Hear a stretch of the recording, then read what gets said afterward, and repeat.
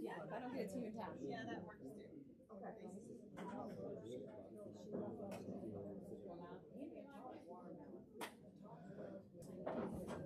Read some songs, but in the middle of it.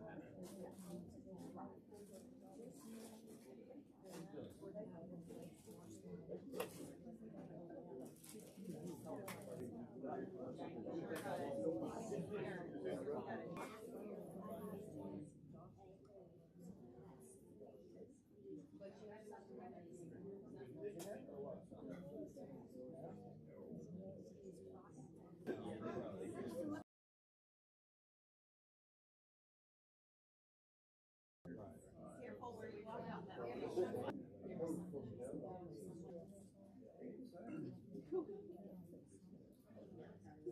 Russell, you.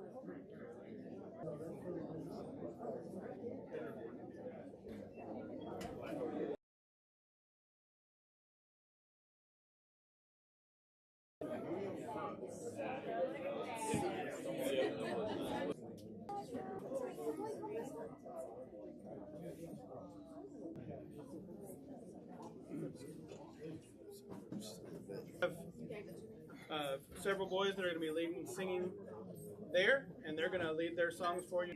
Please turn to song 452. Verses only.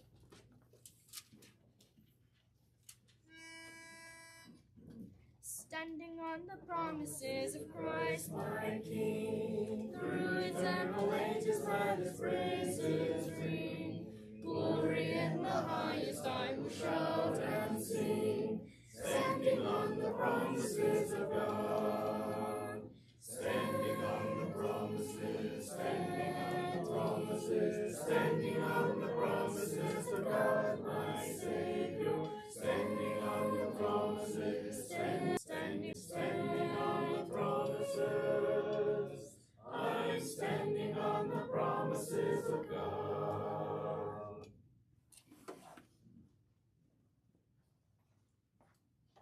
After the song, Dad, would you lead us in prayer?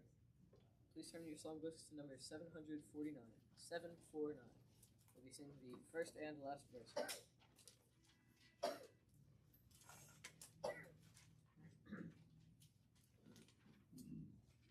In heavenly armor, the weapon that's fashioned against us will stand. The battle belongs to the Lord, and we sing glory, honor, power, and strength to the Lord. We sing glory, honor, and heart do not fear. The battle belongs to the Lord. Take courage, my friend, your redemption is near.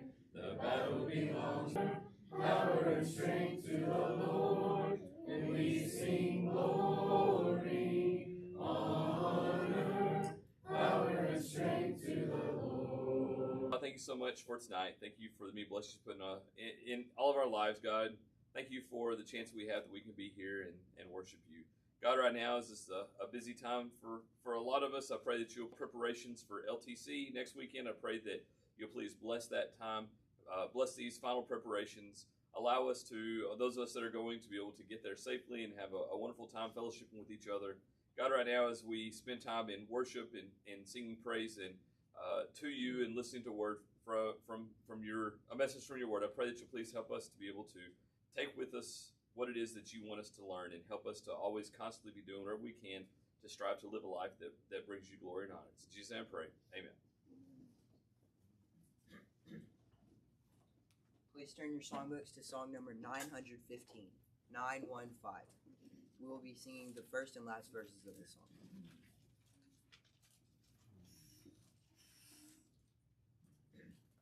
When we walk with the Lord in the light on our way, and with all men know by His due, we trust and obey, to be and obey.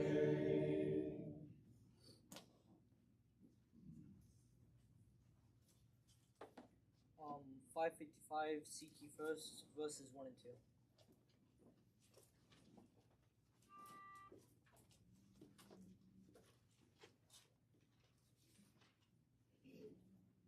Of God, and His right shall be added unto you. Singing all shall be given unto you. Knock and the door shall be moved. Guys, I don't know about you. Very good job. We're pressing. That'll be number 939. 939. And then before the lesson, let's sing 514. 514. Love to proclaim it, redeemed by the blood of the Lamb, redeemed through His infinite mercy, His child and forever I am.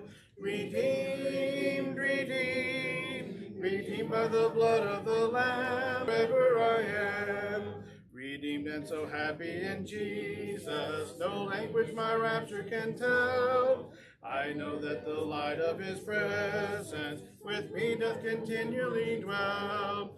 Redeemed, redeemed, redeemed by the blood of the Lamb, redeemed. Concerning parents and children, we'll probably have one more week at least after this one, depending on how much we get through tonight. So possibly 2 more weeks.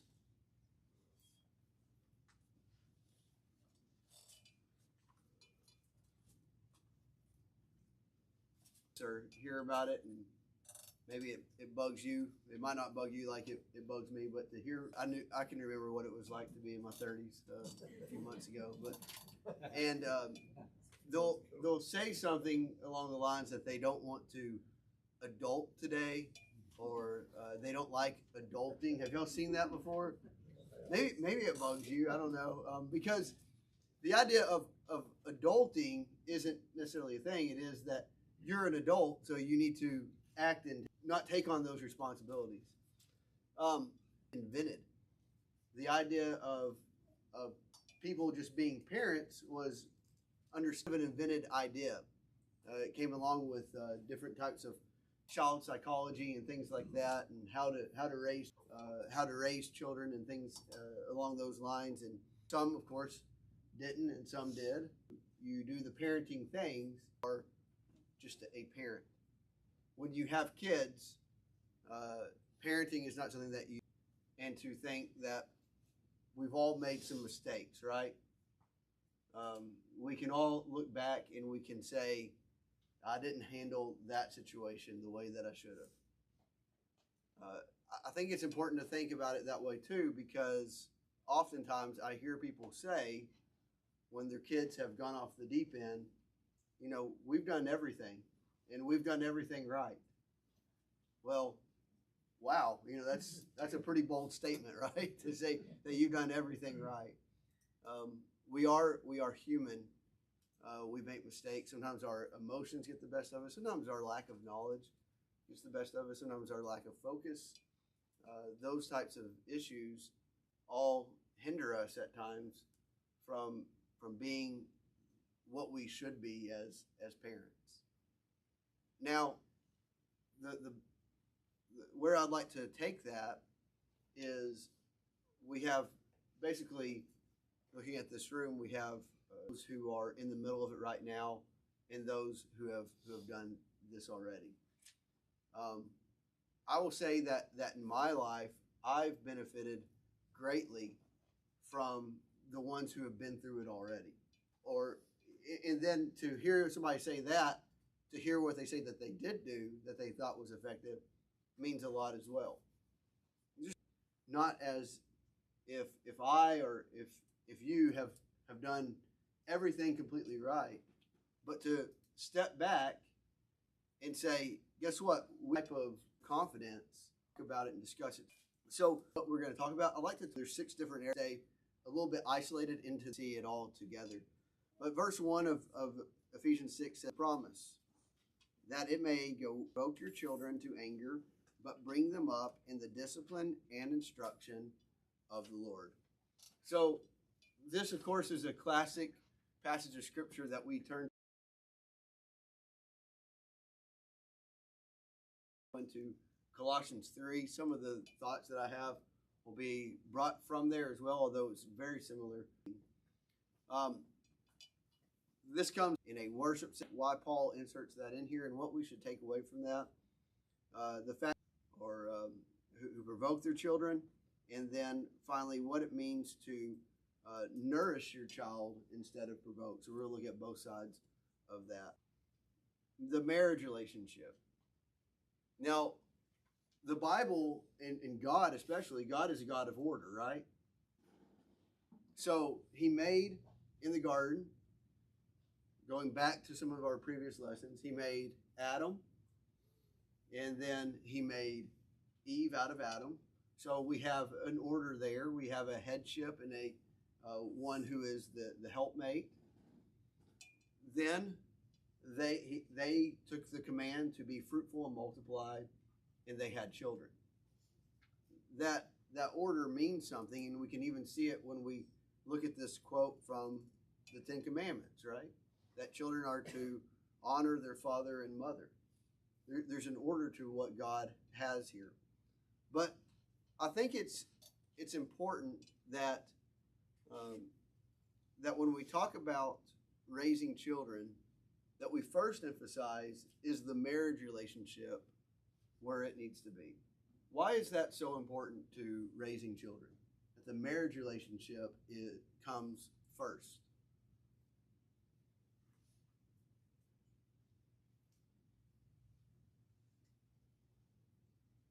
Okay, let me ask this. Maybe this will get us talking a little bit. Does the marriage relationship in our culture come first, broadly, to people who are raising children? No. What? Yeah. Why? Where do we see that it might not? I think that people find it they're more apt to just go and have a kid rather than try to have a family. Okay. So it's more, relationships are more like, sexual relationships are more important than kids having a family. And so when you have that kind of thing going on, you're going to have these kids that are outside of a mother and father setting. Okay, yeah. Single parenting becomes. Okay, so we have single parents. Yeah, that's definitely true. And that's why, there's a you can't go backwards, right? And so you have to move forward the best we can with this information. So this is really what we have this is the proper way to do it. And so for those of you who haven't had children yet, this is a good message to you. Go about it the proper way. God has a proper way of doing it, and there's blessings that come from doing it that way, and hardships that you don't have to go over. What about the idea of do families sometimes struggle? Do husbands and wives sometimes struggle with putting their marriage relationship over their relationship with kids? Yeah. I think,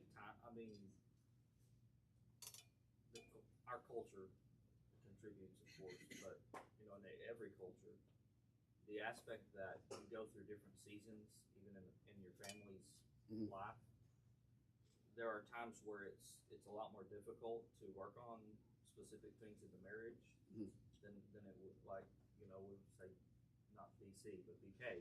Before kids, you can focus just on your spouse. Yeah. you ladies how you can change your husbands and stuff. I say that tongue in cheek, but you know, we have that time to work on our marriages and kind of, you know, explore that. Then we have kids in those younger phases or stages where the mother is so intricate to nourishing the child and stuff, and the dad almost has that time where he feels not constantly battle with is not actually possible. Because if you value children, then if you truly value children, then you value marriage. Because it's only with, I mean, that's the best environment, is a good, healthy marriage is the best environment for the children. Yeah. And so that then transfers into how families operate, that we're so focused on the kids and on the kids' our perceived needs for the kids, sometimes to the neglect of maintaining the marriage. To help clarify this a little bit, when we talk about, for instance, when we talk about love, sometimes we say priority, right? And so in this, it's not saying, you know, neglect the kids or anything like that because of the marriage, but it's talking about the priority. Because if the priority in your life is to love others more than God, you can see how things get out of whack, right? Likewise, in the marriage, if your priority is to prioritize your child's needs and wants over your spouse, the priority here. This is what comes before the other. And so with this marriage relationship, it's crucial to have mom and dad in a strong, loving relationship. And how does that benefit the child? How does putting things in perspective benefit the child? Yeah, Tom. You were talking a while ago. We're very familiar now with empty nest. That's something else that's developed within that same time frame. Yeah. And that's symptomatic of the fact that marriages aren't top priority in family. They don't have this relationship because all of it's been focused, or too much of it maybe it's been focused on the kids rather than on the family, including parents. Yeah.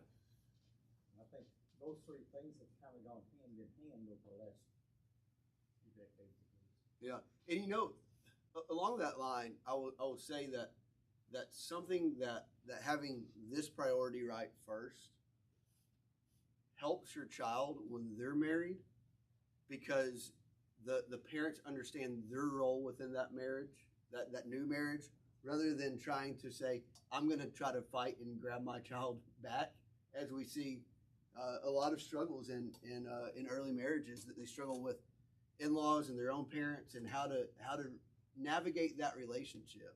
Yeah. We do our children a disservice if our children believe that they are the axis around which the family revolves. Yeah. Instead of them growing up with a proper understanding, a godly understanding, that how wanted to make it all about themselves, so why do we turn around and make it all about them? Yeah. I think too, it relieves the pressure off of them.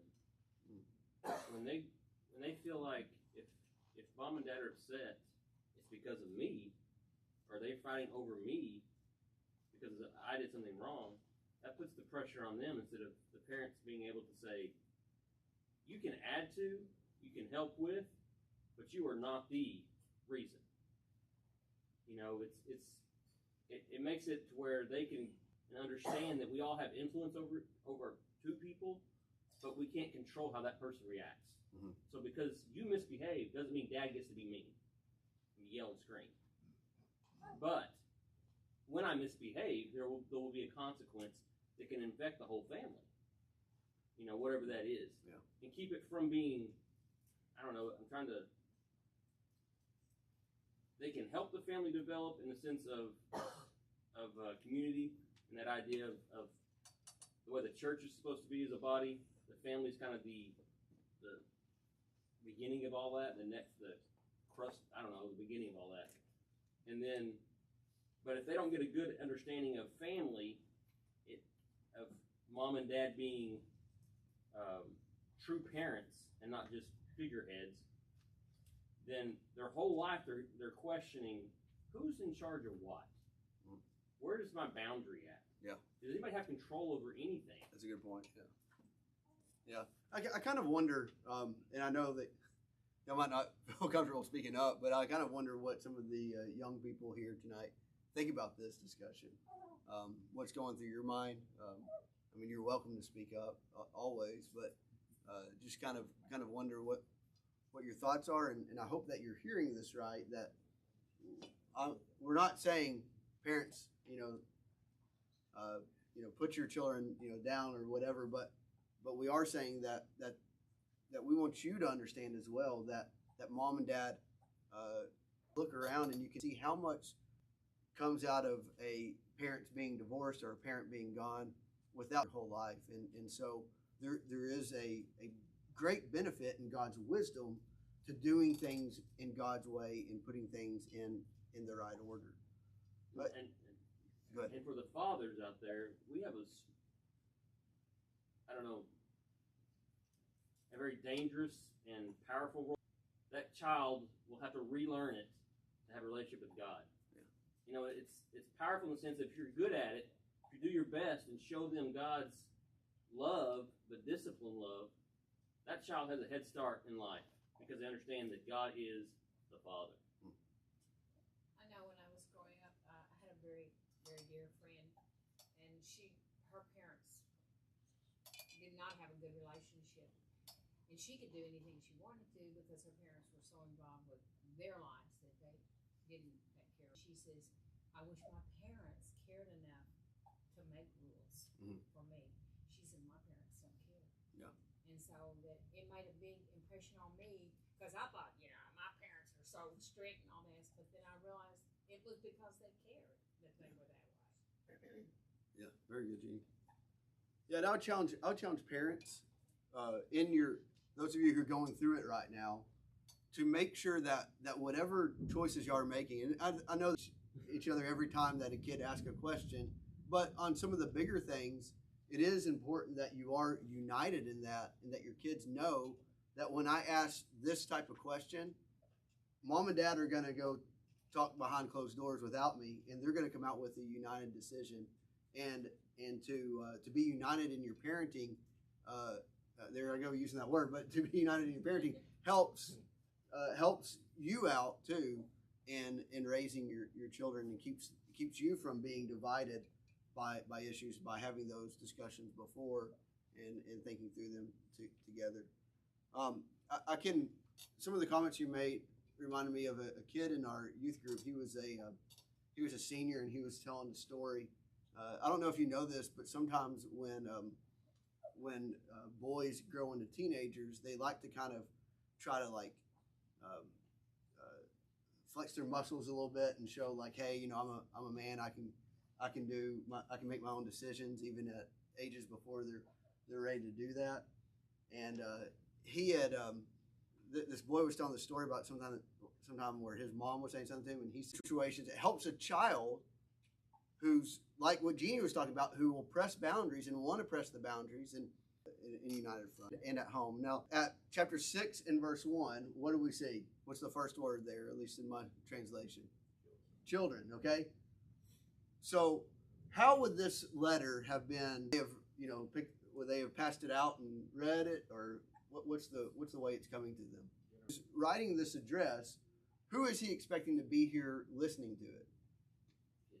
Yeah, he's expecting kids to be listening to it. And so I do think that there's something that we could pass by really quick in this study, but I don't want to miss it, that there was an understanding from Paul that kids were there worshiping with their parents, hearing God's word with their parents, and then also I think we could take that into the come in here. But some way, I don't know if it's through encouragement or in the pulpit or whatever. The pulpit's probably not always the best place for something like that, although if we come across it on Sunday, I will say it if it's in the text, but we need to find ways. They're sponges, and I don't know if some of you Yeah. Don't treat them like they Drop them off and then don't come in. That's saying, oh, it's okay to just go when it's convenient for me, or, you know. And so it's not only by boys, it's by what they see as an example. Yeah. And parents need backup. It's when dads in teenage years, things get crazy and kids do crazy things and parents get crazy with it. And they need somebody else to help. Wah, wah, wah. And they need that and guide them to hear dad and mom again. Yeah, I heard Mommy mention his name, but I won't. But his son was learning how to shoot the basketball, and he was teaching him how to shoot the basketball just right, and wouldn't really listen to Dad. And then Mike Newby got him. And you're right. Sometimes it is helpful to have that family. And you know, and when I say all that, there is a responsibility to those who don't. little. Don't be that